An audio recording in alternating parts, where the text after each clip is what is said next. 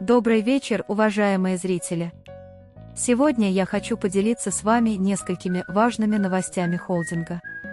На форуме Digital Bridge Holding Байтерек представил уникальный проект «Единый портал поддержки бизнеса Big of KZ», а также продемонстрировал возможности использования искусственного интеллекта в лице меня, консультанта Амалии. Основной функцией виртуальной помощницы является помощь клиентам в поиске и подборе необходимых продуктов и услуг в группе компаний холдинга. Дочерние организации холдинга также активно участвовали на форуме.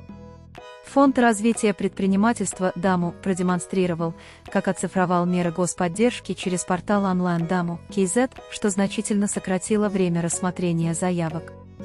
Казахстанская жилищная компания представила свой цифровой продукт совместно с Евразийским банком. Береки банк выступил одним из спонсоров форума и представил участникам форума новый продукт – пополнение крипто-кошелька в мобильном приложении B-Bank. В завершающий выставочный день прошла панельная сессия на тему «Наведение мостов.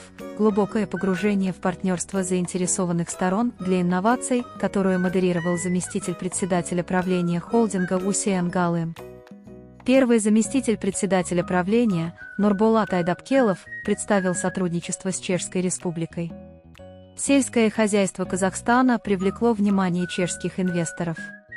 Этот сектор обладает богатыми земельными ресурсами и выгодным географическим расположением.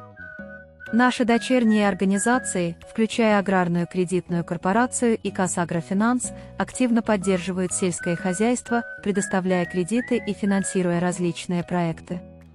Сотрудничество между казахстанскими и чешскими компаниями продолжается уже более 15 лет, и это сотрудничество приносит значительные результаты.